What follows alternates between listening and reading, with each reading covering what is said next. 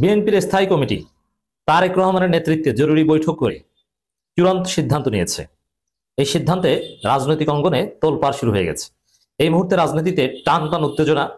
BNP জামাত অথবা জামাত সরকার versus July জনতা, জামাত সরকার জুলাই জনতা versus BNP মুখোমুখি। সংস্কারের পক্ষের শক্তি এবং সংস্কারের বিপক্ষের শক্তি মুখোমুখি। একদিকে জামাত ইসলামী সহ ৮ দল রাজপথে বিশাল সমাবেশ করতে যাচ্ছে, যেটা সরকারের উপর মারাত্মক চাপ সৃষ্টি করবে। আরেকদিকে সরকারের আন্তরিকতাও আছে জুলাই সনদ বাস্তবায়নে, গণভোটে।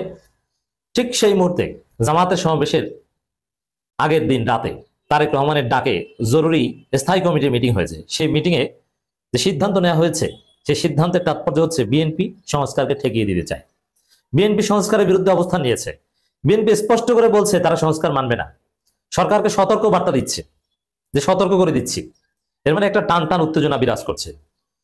এরই মধ্যে আওয়ামী লীগ দেশে নাশকতা করছে, বাসে আগুন দিয়ে মানুষ হত্যা করছে। আওয়ামী লীগ আবার সেই হত্যার রাজনীতিতে ফিরে এসেছে। এই জায়গায় দেশে বিরাট কিছু ঘটতে পারে, একটা কঠিন পরিস্থিতি ডেফিনেটলি। কারণ সব জটিলতা এক জায়গায় এসে দাঁড়িয়েছে। হাসিনার ফাঁসির রায় হচ্ছে, আবার আওয়ামী লীগ নাশকতা করছে। বিএনপি সংস্কার ঠেকাতে যাচ্ছে, ভারত সংস্কার ঠেকাতে যাচ্ছে বিএনপির মাধ্যমে, এবং সংস্কারের পক্ষে জামাত রাজপথে। জামাতের যে সমাবেশ, এগুলোকে ঘিরেও কোনো নাশকতা বা বিশৃঙ্খলা অসম্ভব নয়। বিএনপিও করতে পারে জামাতের সমাবেশ ঘিরে নাশকতা বিশৃঙ্খলা, এবং আওয়ামী লীগও করতে পারে। এর মানে দেশ এক কঠিন সময় পার করছে, এতে কোনো সন্দেহ নেই। আমাদের সবাইকে সতর্ক থাকতে হবে। তো সবার আগে আওয়ামী লীগ পেটাতে হবে। 5 আগস্টের পর আবারও আওয়ামী লীগ আনুষ্ঠানিকভাবে হত্যাকাণ্ডে মেতে উঠেছে।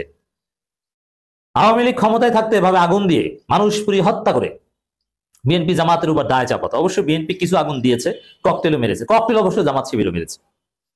কিন্তু বেশিরভাগ হত্যাকাণ্ড আওয়ামী লীগ নিজেরা ঘটিয়ে জামাতের উপর দায় দেওয়ার চেষ্টা করত।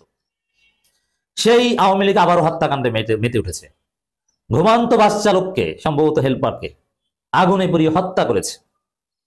অতএব বাংলাদেশের আনাচে কানাচে প্রত্যেকটা প্রান্তে বাংলাদেশে যত পদধারী আওয়ামী লীগ আছে সবাইকে গণধোলাই দিতে হবে, কোনো বিকল্প নেই। নইলে এদের হত্যার রাজনীতি থামবে না। যদি বাংলাদেশে লাশের রাজনীতি বন্ধ করতে চান, আওয়ামী লীগের পদধারী সবাইকে ধরুন, সব দল মিলে ধরুন, এর বাইরে কোনো উপায় নেই।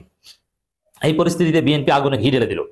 শেখ হাসিনার ফাঁসির রায়ের আগ মুহূর্তে বিএনপির এই গুয়ারতামি, বিএনপির এই খামখেয়ালিপনা, বিএনপির এই ইগো, অ্যাডভোকেট শিশির মনির বিএনপির যে এই সংস্কার বিরোধী অবস্থান, সংস্কার করতে দিচ্ছেন না, এটাকে গুয়ারতামি, ইগো, এগুলো বলে অভিহিত করেছেন। পরিস্থিতি এতটাই জটিল।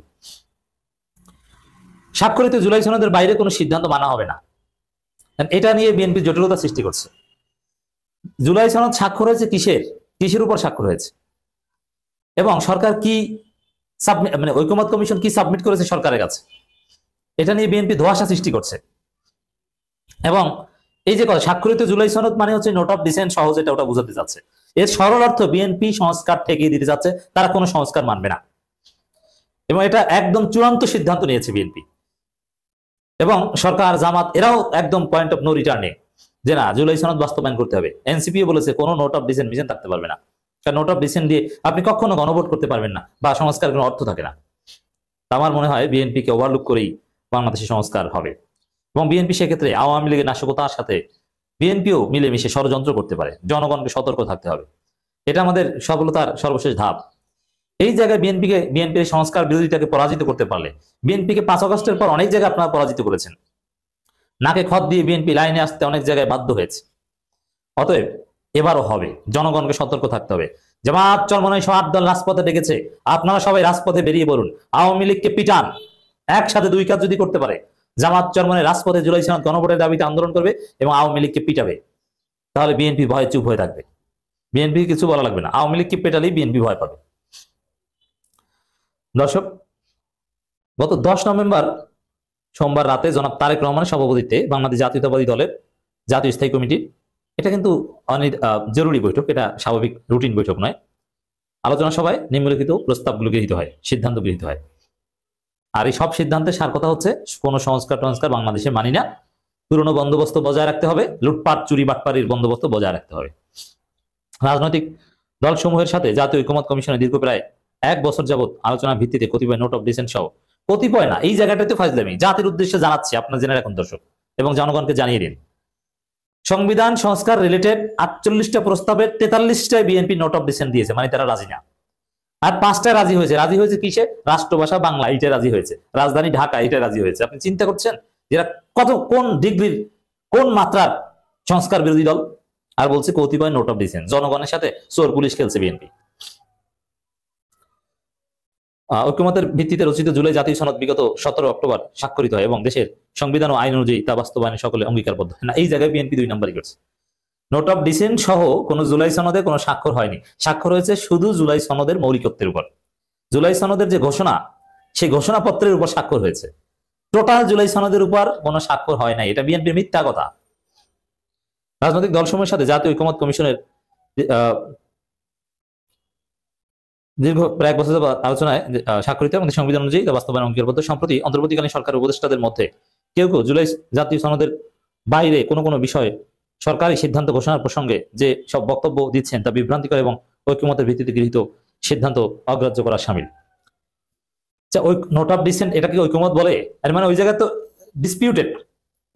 এটা সমাধান করবেন কিভাবে? যেগুলো বিএনপি মানে না, জনগণের মাধ্যমে ওগুলো গণভোটে দেন, তাহলে তো হয়েছে। আপনার গণভোটে না ভোট দেন, আপনার উল্টা ঘাড়টার্মি করেন কেন? মানে কি যে আপনারা যেসব নোট অফ ডিসেন্ট দিয়েছেন এটা জনগণ বাস্তবায়ন করতে পারবে না, এটা শুধু তারেক রহমান একা বাস্তবায়ন করবে নাকি? এর অর্থ হচ্ছে আপনার সংস্কার ঠেকিয়ে দিতে চান। আমরা স্পষ্ট ভাষায় বলতে চাই, মানে এটা বিএনপির হুঁশিয়ারি। জুলাই জাতীয় সনদে উল্লিখিত বিষয়দের বাইরে সরকার কোনো সিদ্ধান্ত ঘোষণা করলে সনদে স্বাক্ষরকারী কোনো দলের জন্য তা মান্য করা বাধ্যবাধকতা থাকবে না। এর মানে ঘোষণা করবে আর বিএনপি মানবে না বলবে, কিন্তু মানতে বাধ্য হবে। বিএনপি তো ক্ষমতায় আসতে পারবে না, বিএনপি মানার না মানার কে, এটা তো পাল্টে দিতে পারবে না। আর 2/3 সংখ্যাগরিষ্ঠতা জীবনে আর বিএনপির কপালে দেখা লাগবে না। ক্ষমতায় আসতে পারবে না আপনি 2/3। সেক্ষেত্রে সকল দায় দায়িত্ব সরকারের উপর বর্তাবে। এ ব্যাপারে আমরা সতর্ক পদক্ষেপ গ্রহণের জন্য আহ্বান জানাচ্ছি। মানে হুমকি দিয়েছে। বিএনপির এই হুমকিতে কোনো কাজ হবে না।